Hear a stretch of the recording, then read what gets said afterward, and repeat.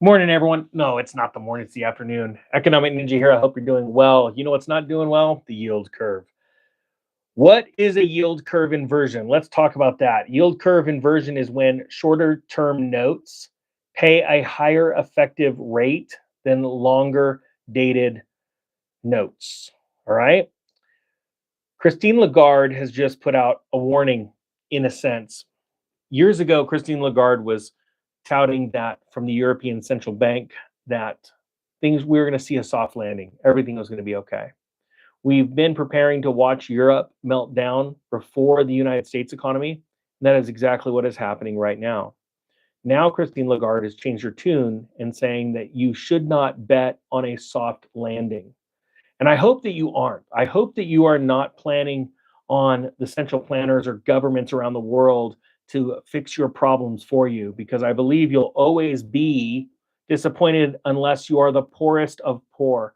I have family members that all they want to achieve in life is live on welfare. That is their greatest goal in their life. It absolutely makes me sick to my stomach, but that is the way they want to live their life. And for them, the government is their honeypot, but they will always stay poor. And for those of us that do not want to live like a pauper, that we want to enjoy life, enjoy this world that God created, and be able to do things and bless others and be able to have fruitful lives, we have to work hard. We have to grind. Type 1 if you agree with that. But I can also say that once you grind and you get better and better at it and managing your own money, you can grind your way into a very comfortable life. So here we go.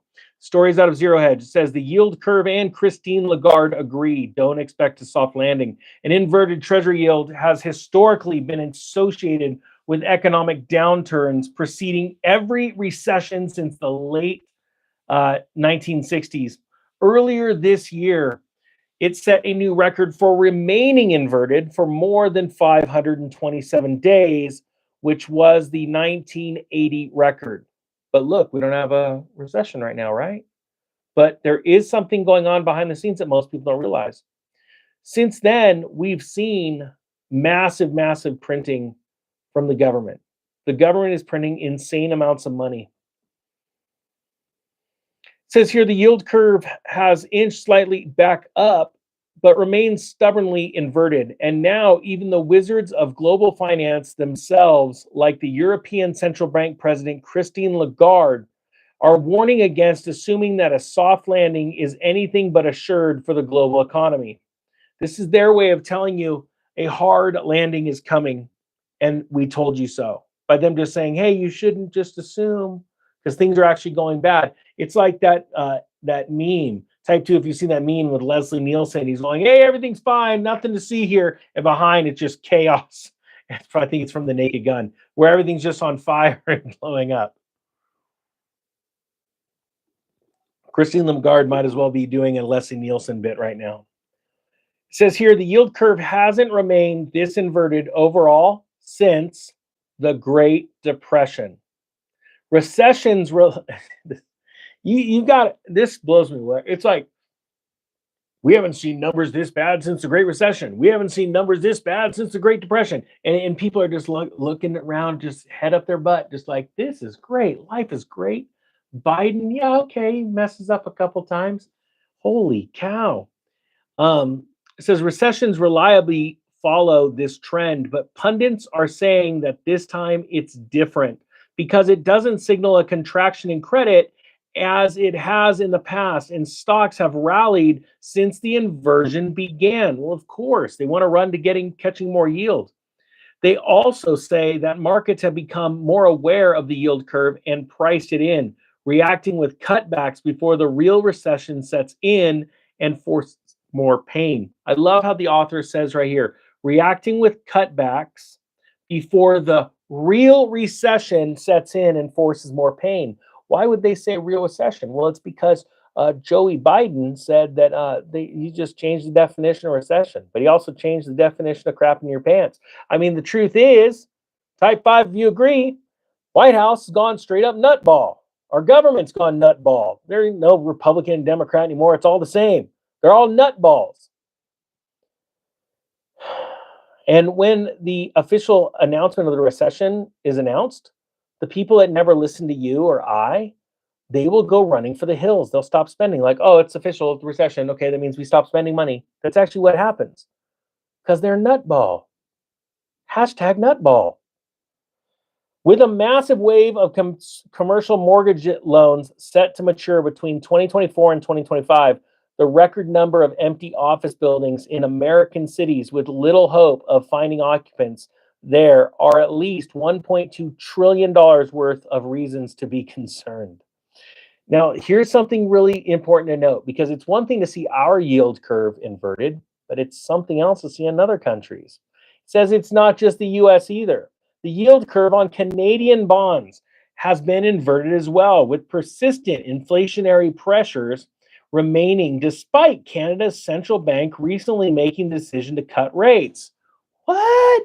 See, what's happening is that savvy investors that would normally park their money in bonds, treasuries, are not wanting to park them in short-term vehicles. Why? Because they're afraid that inflation is going to spike and that their money could be making better money elsewhere than in those assets. So what they do is they demand, because they're not out there buying, there's not a ton of buyers in the market for short-term dated bonds.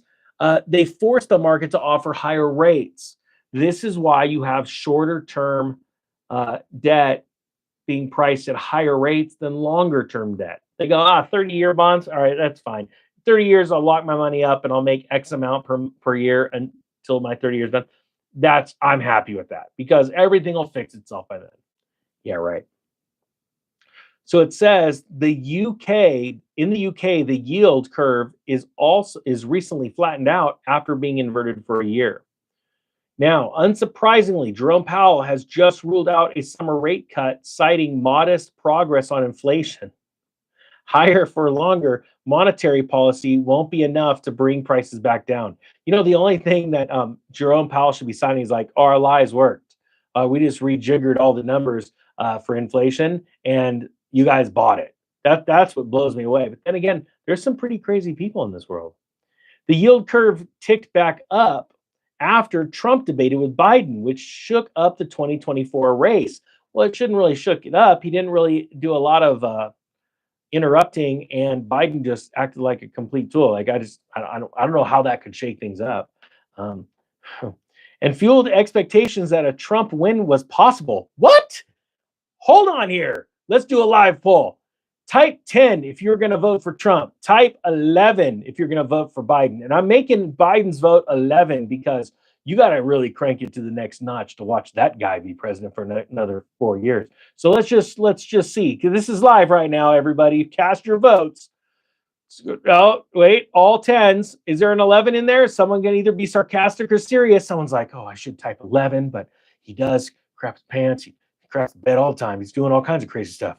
The guy sniffs kids and treats women weird and doesn't even hug black people. What about that? Just little sidebar. Who here, say I do, if you saw the video of everybody in line to hug Biden, and there's like an elderly white lady, and there's a younger black lady and an older white man. I don't remember all the sexes and ages and all. Anyways, there's a line of people, and he just keeps going by. Oh, hey, how you doing? How you doing? And the African-American lady is like super pumped, like, I got this. I'm going to get to meet my hero. And she's got the Biden poster, and he just straight up goes right past her to the next person.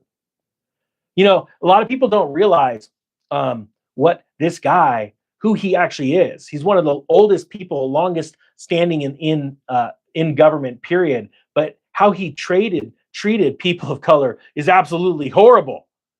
This guy needs to be gone. All right, that's enough of the sidebar. Also, really quick, I'm going to throw in a link to my X profile because I can get a little bit nuttier over there. So at the top of I'll put it in the comment section, and I'll put it at the top of the description if you don't mind checking me out over there. It's called Travis at Economy Ninja on X, because this is getting a little too vanilla for me. All right, here we go. So meanwhile, central banks and governments do everything they can to print a rosy economic picture, hoping that their words can override reality. As Peter Schiff recently said about cooked economic reports like the CPI, and recent job numbers, he says the real statistics, if we measure the economy the way we did prior to 1994, you can see why so many people are so miserable. And that's just it. Go to the grocery store, the cost of beef is out of this world. The cost of milk, eggs, things that we need to live on, it's out of this world. But the government's telling you, don't worry, it's only at 3%. They are high as a kite. All right, that being said, if you wouldn't mind checking out the X profile, because I'm going to get a little nuttier, because I think that we have to get a little bit louder, because people just aren't waking up fast enough, in my opinion. Hope you have a great day. The Economic Ninja is out.